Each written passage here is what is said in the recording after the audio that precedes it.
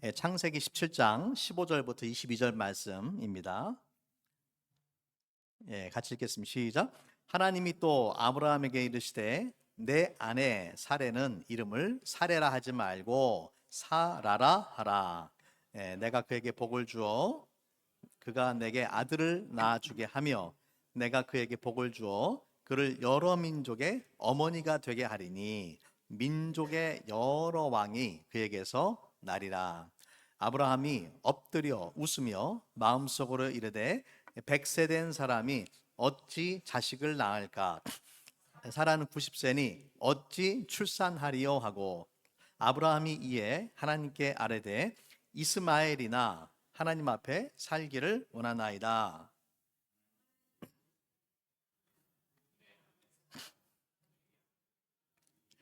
너는 그 이름을 이삭이라 하라. 내가 그와 내 언약을 세우리니 그의 후손에게 영원한 언약이 되리라. 이스마엘에 대하여는 내가 내 말을 들었나 내가 그에게 복을 주어 그를 매우 크게 생육하고 번성하게 할지라.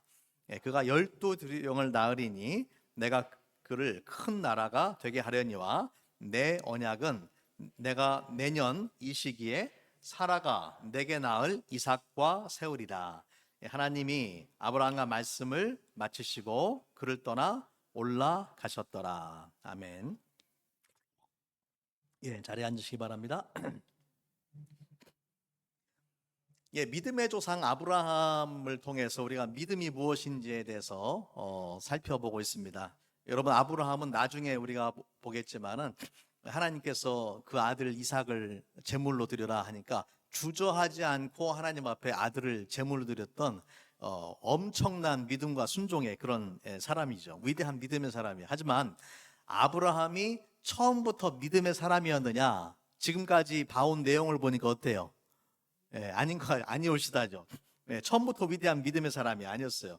아브라함도 우리와 마찬가지로 때로 의심하고 믿음이 흔들리고 또 하나님의 방법이 아닌 다른 방법으로 자신의 뜻을 이루려고 하고, 그래서 하갈을 통해서 이스마엘을 낳는 잘못된 그런 선택을 하기도 합니다.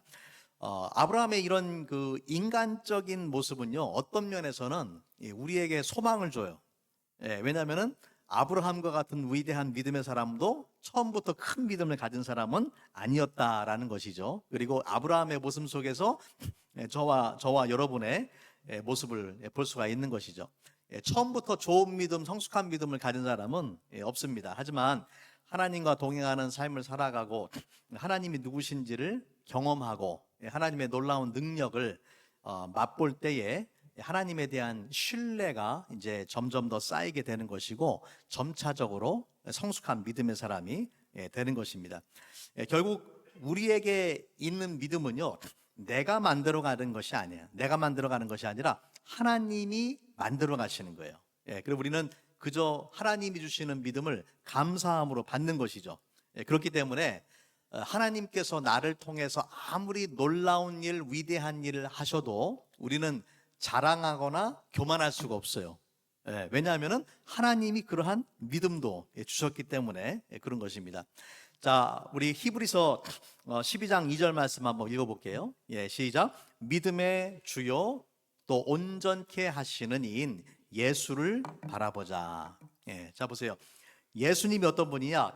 믿음의 주고 온전케 하시는 자다.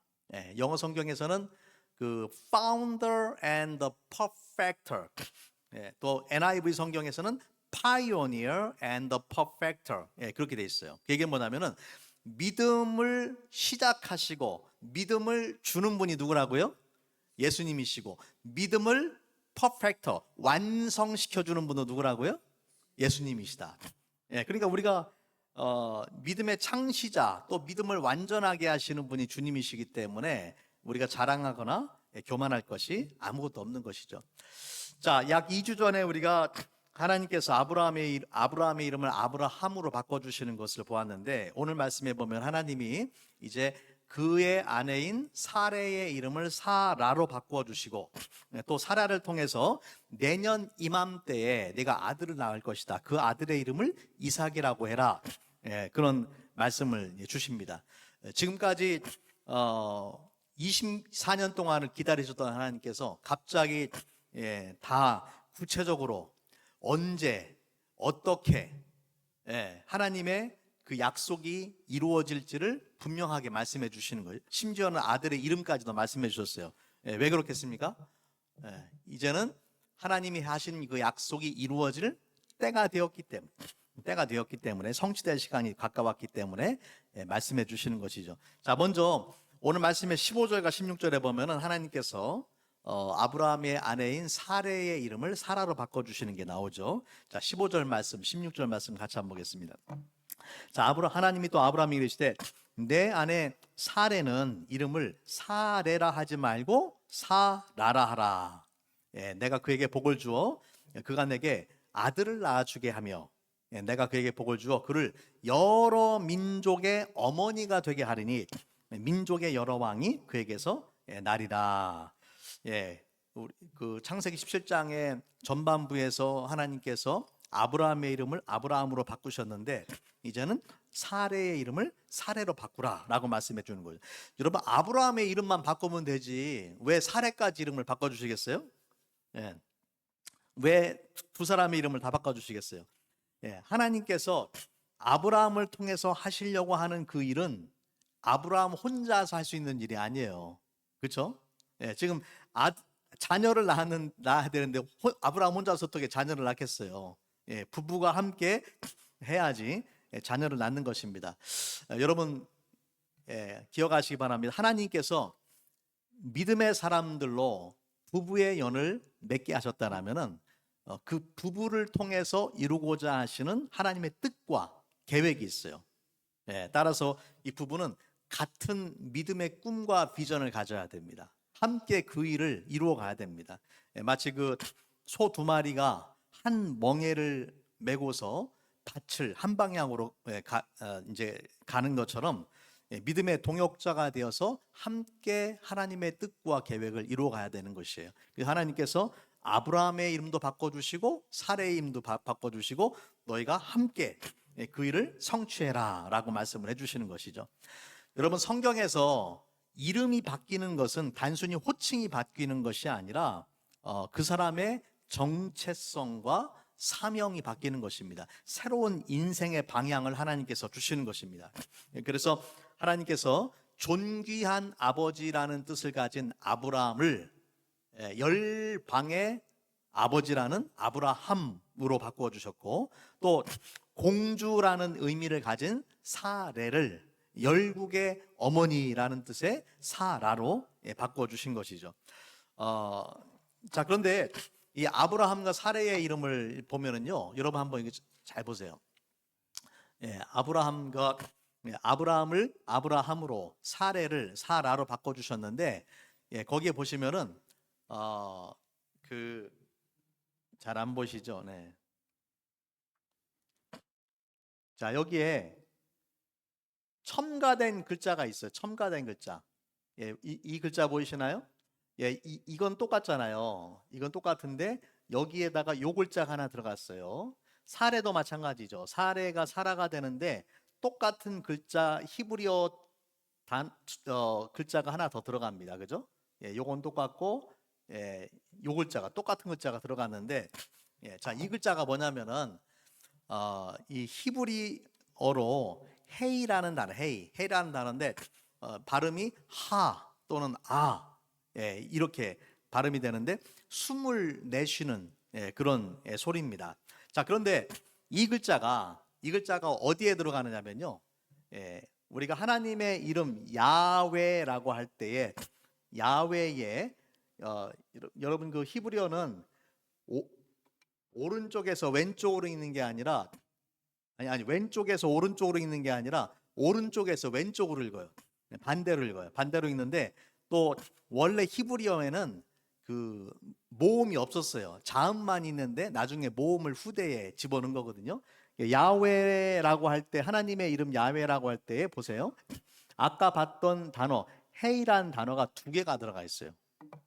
네 개의 글자 중에서 헤이라는 단어, 바로 그 단어가 두 개가 들어갔는데 하나님께서 그 단어를 아브라함의 이름에도 집어넣어 주시고, 그리고 사라의 이름에도 그 단어를 집어넣어 주신 거예요. 그래서 이 유대교의 랍비들, 스승들인 랍비들은 이것을 어떻게 해석을 하냐면요, 하나님께서 하나님의 이름을 그들의 이름 속에 집어넣었다. 그것은 뭐를 의미하겠어요?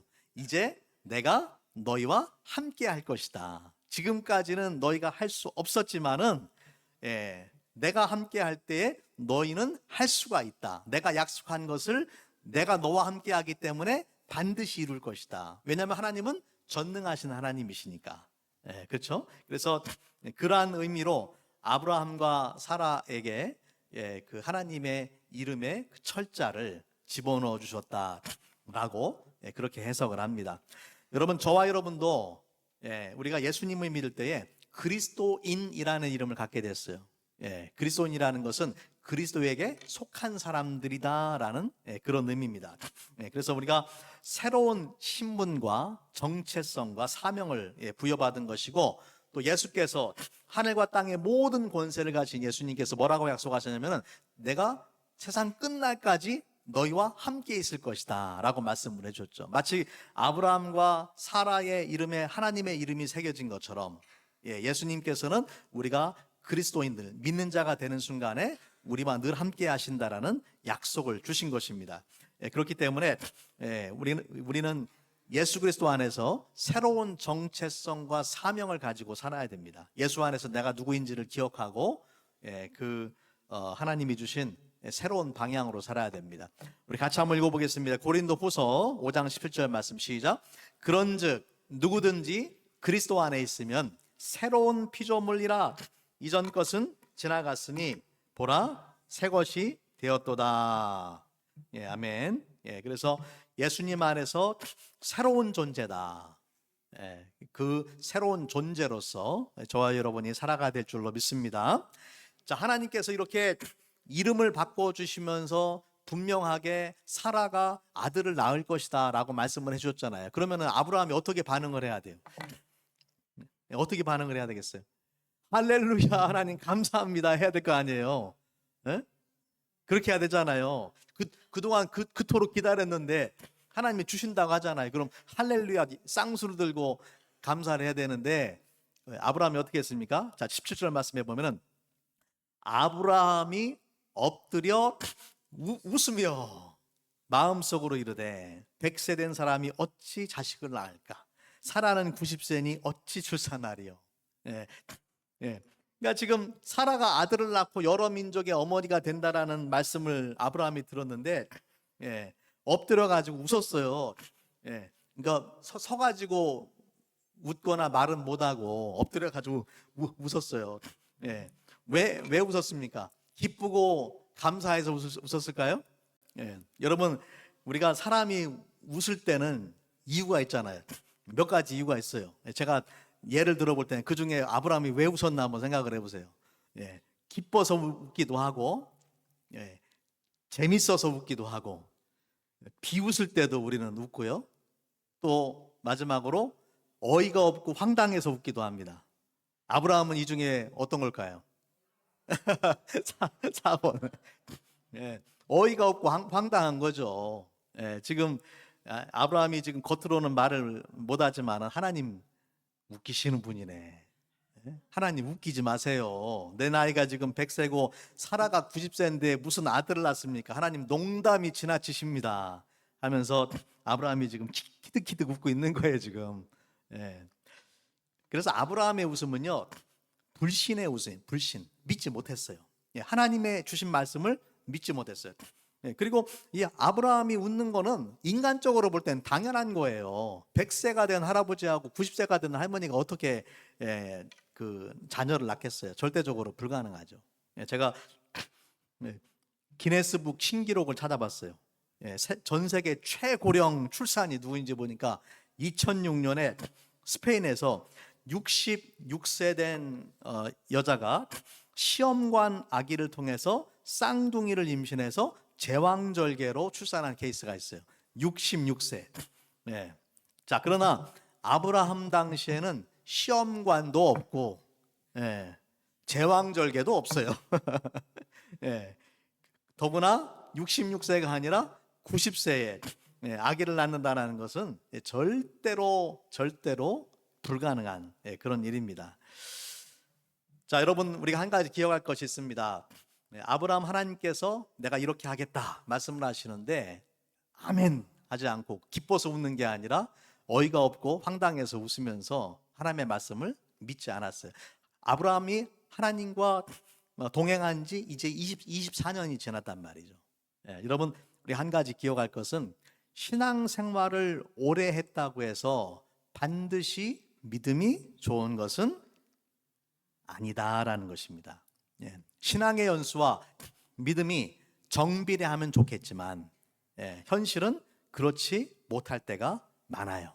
아브라함이 그랬어요. 24년 동안 하나님의 계시를 받고 또 하나님의 능력을 경험했지만은 아직도 성숙한 믿음의 사람이 되지를 못했다라는 것이죠.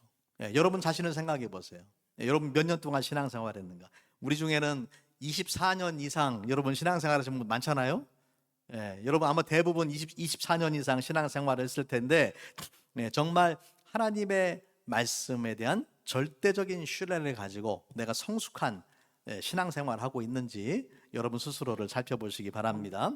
자, 18절 말씀에 보니까 하나님의 말씀을 불신한 아브라함이 하나님 앞에 다른 제안을 합니다. 어떤 제안을 합니까? 같이 읽어볼게요. 시작. 아브라함이 하나님께 아뢰되 이스마엘이나 하나님 앞에서 살기를 원합니다. 무슨 이 나이에 애를 낳습니까? 이스마엘이나 살기를 원합니다. 하갈을 통한 이스마엘이나 잘 살게 해주세요 라고 아브라함이 말하는 거죠. 이것은 불신의 고백이에요. 근데 아브라함이 이렇게 했던 것이 이번만이 아니죠. 우리가 창세기 15장에 보면요.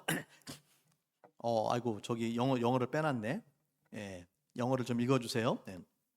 자, 창세기 15장 2절부터 4절 말씀해 보면 이렇게 말씀을 합니다. 아브라함이 이르되 주여 여호와여 무엇을 내게 주시려 하나이까? 나는 자식이 없사오니 나의 상속자는 이 다메섹 사람 엘리에셀이니이다. 하나님께서 너를 통해서 많은 자녀를 줄 것이다 라고 하셨지만은 아브라함은 나는 자식이 없습니다. 그리고 나의 상속자는 다메섹 사람 엘리에셀임, 양자로 삼은 사람이 나의 상속자입니다 라고 그렇게 해버렸어요.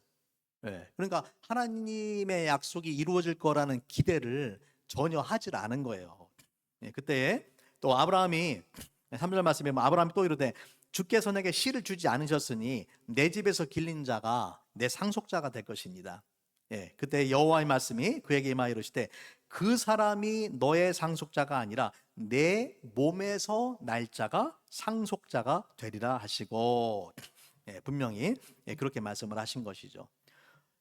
이렇게 아브라함이 불신의 사람이었어요. 또 오늘 본문의 말씀에서도 하나님께서 사레의 이름을 사라로 바꿔주시면서 사라를 통해서 내가 자녀를 주겠다 분명히 말씀하셨지만은 아브라함 뭐라고 말합니까? 이스마엘이나 잘 되기를 원합니다. 그러니까 우리가 생각하는 위대한 믿음의 사람 아브라함과는요 아주 많이 거리가 먼 그런 사람이죠. 자, 하나님은 이제 나중에 이름까지 이삭이라고 정해주시면서 이삭을 통해서 내가 너와의 언약을 이루어줄 것이다 말씀하는데 아브라함은 이스마엘이나 잘 되기 원합니다. 그렇게 이야기합니다. 지금 하나님의 생각과 아브라함의 생각이 충돌하는 거예요. 여러분 여기서 우리가 깨달아야 되는 중요한 신앙의 원리가 있습니다. 믿음이란 무엇인가?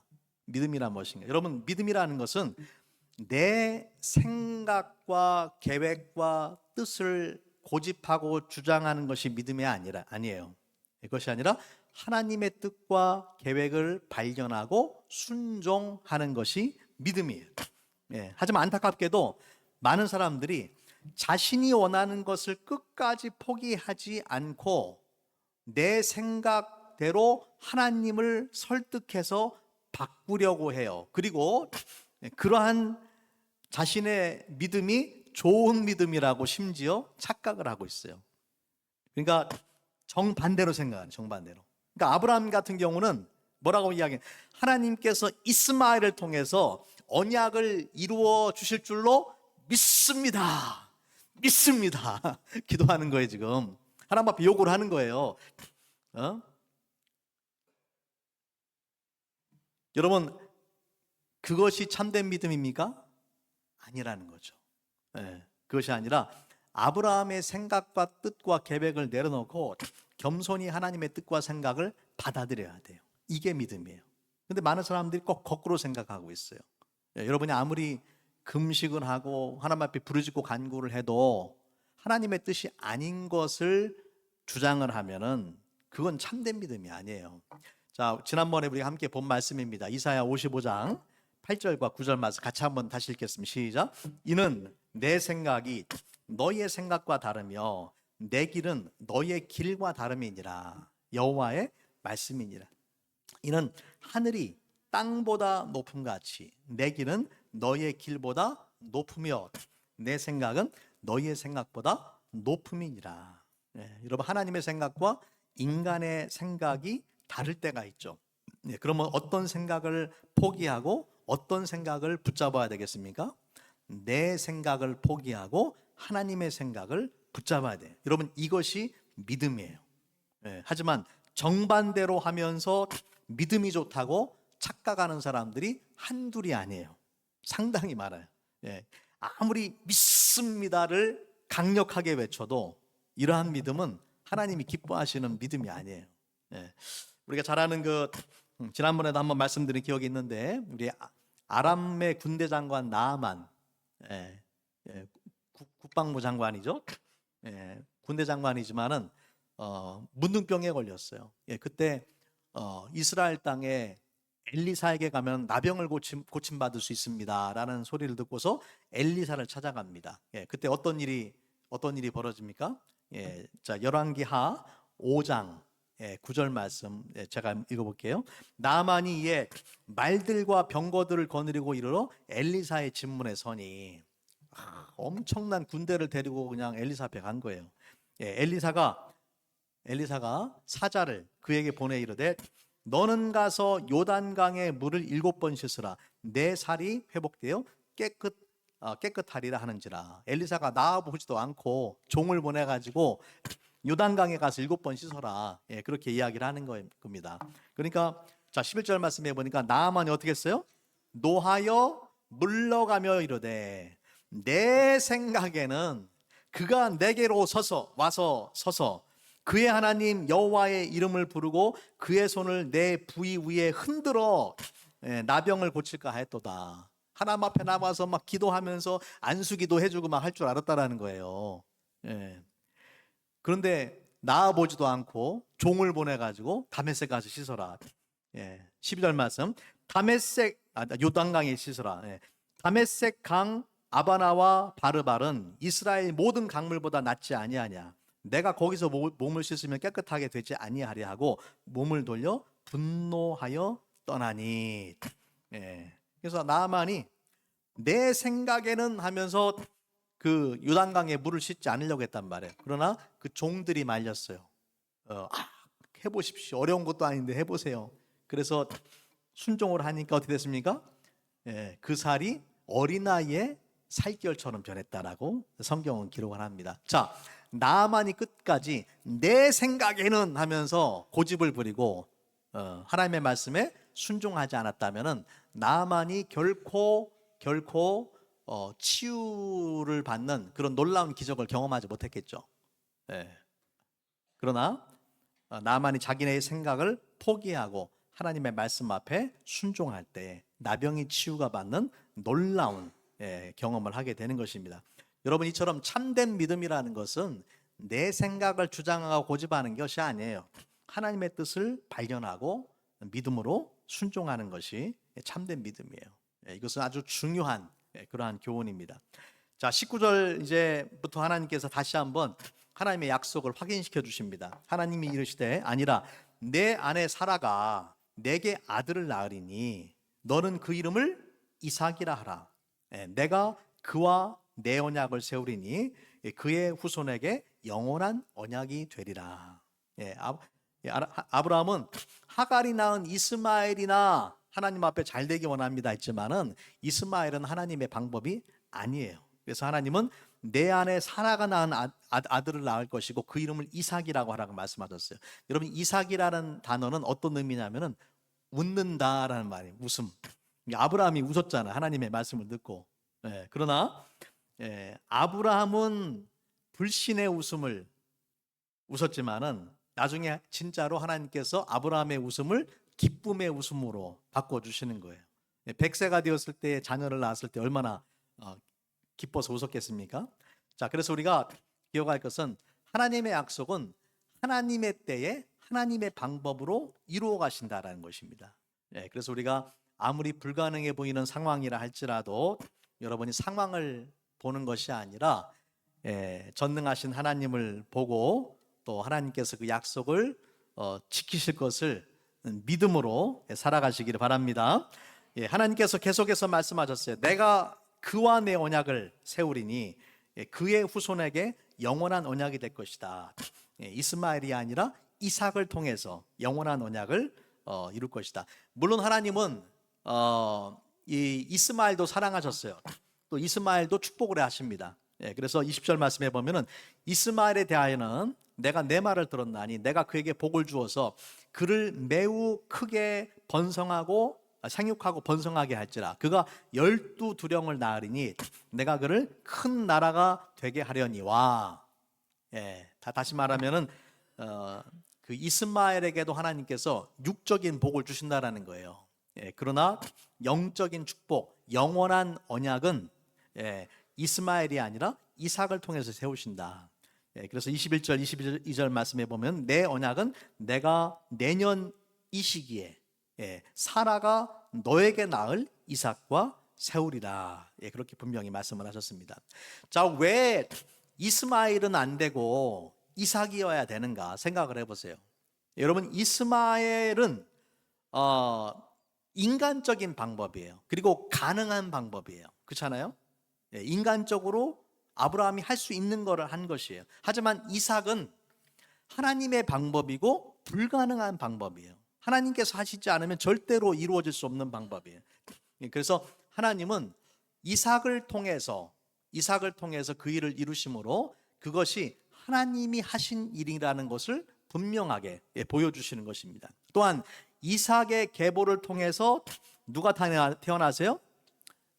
예수 그리스도가 태어난단 말이에요. 예수 그리스도가 태어날 때에도 어떤 방법으로 태어나십니까? 인간적으로는 도저히 불가능한 동정녀를 통해서 이 땅에 태어나게 하시는 거예요. 다시 말하자면 하나님께서 하신 일임을 다시 한번 보여주시는 것이죠. 이삭에 태어나는 것도 마찬가지고 예수님께서 이 세상에 탄생하시는 것도 마찬가지입니다. 인간적인 방법, 평범한 방법, 가능한 방법이 아니라 하나님이 하시지 않으면 절대 이루어질 수 없는 일을 통해서 하나님이 하셨다는 것을 분명하게 보여주신단 말이에요. 자, 오늘 말씀을 통해서 우리는 믿음이란 무엇인가를 깊이 고민을 해봐야 됩니다. 나는 참된 믿음을 가지고 있는가, 아니면은 거짓된 믿음을 가지고 있으면서 믿음이 좋다고 착각하고 있지는 않은가. 하나님의 계획은 이삭을 통해서 영원한 언약을 맺으시는 거지만 아브라함은 이스마엘을 통해서 그러한 하나님의 언약이 성취되기를 원했습니다. 자, 이제 중요한 질문을 드립니다. 여러분의 이스마엘은 무엇입니까? 여러분에게도 이스마엘이 있어요. 하나님의 뜻과 무관한 내가 세워놓은 인간적인 뜻과 계획과 인생의 목표가 있단 말이에요. 그리고 그것을 하나님 앞에 이루어 달라고 고집부리면서 간구하고 있지는 않습니까? 여러분, 참된 믿음은 내 뜻을 관철시켜서 하나님을 바꾸는 것이 아니라 하나님의 뜻을 발견하고 나를 바꾸는 거예요. 그래서 하나님의 뜻을 붙잡아야 됩니다. 이러한 믿음의 참된 본을 보여주신 분이 바로 예수님이에요. 우리 말씀을 한 군데만 읽고 말씀을 마치겠습니다. 마태복음 26장 39절, 예수님께서 십자가를 지기 바로 직전에 예수님의 인생에서 가장 힘들고 어려운 시기에 겟세마네에 가서 기도하실 때에 이렇게 기도하셨습니다. 우리 같이 읽겠습니다. 시작.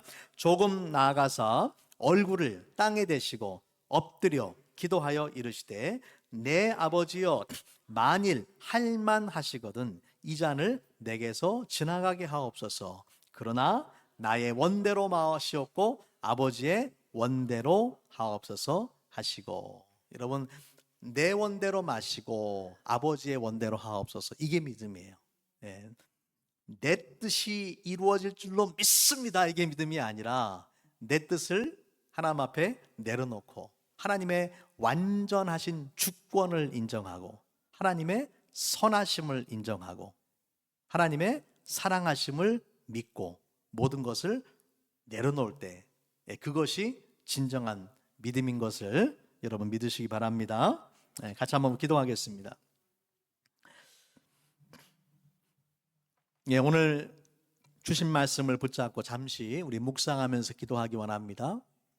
하나님의 뜻과 계획은 이삭을 통한 것입니다. 그러나 아브라함은 이스마엘을 통해서 그 뜻을 이루려고 했습니다. 여러분의 이스마엘은 무엇입니까? 여러분이 하나님의 뜻과 무관하게 여러분 스스로 만든 뜻과 계획과 인생의 방향과 꿈과 비전이 있지는 않습니까? 그것이 여러분의 이스마엘이에요. 그것을 포기하지 않으면 하나님께서 그분의 완전하신 뜻과 선하신 계획, 여러분을 통해서 이루고자 하시는 그 일은 절대로 이루어질 수가 없습니다. 믿음이란 내 뜻을 끝까지 관철해서 하나님을 바꾸는 것이 아니라 내 뜻을 겸손하게 내려놓고 하나님의 그 뜻을 우리가 받아들이는 것입니다. 이 시간 말씀 앞에 기도할 때 성령께서 여러분에게 깨우쳐 주시는 것이 있을 것입니다. 하나님 앞에 기도하면서 주님의 완전하신 뜻과 계획만이 내 삶 가운데 이루어지게 하시고 내가 믿음으로 순종하게 하여 주옵소서. 우리 잠시 기도하겠습니다.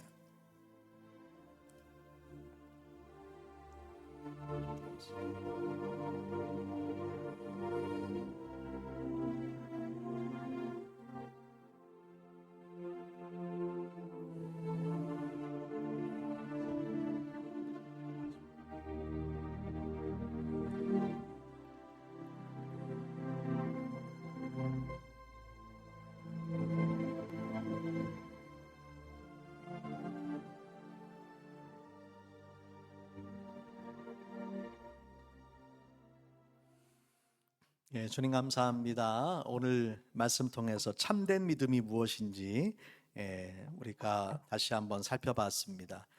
주님, 나에게 있는 이스마엘이 무엇인지 발견하게 하시고 나의 생각, 계획, 목표, 꿈과 비전, 방향을 겸손하게 내려놓고 하나님이 주시는 말씀 앞에 우리가 온전히 순종케 하여 주시옵소서. 그리하여서 나를 통해서, 우리 가정을 통해서, 우리 교회를 통해서 하나님이 이루고자 하시는 그 뜻이 아름답게 주님의 때에 주님의 방법으로 이루어지게 하여 주시기를 원합니다. 예수님의 이름으로 기도합니다.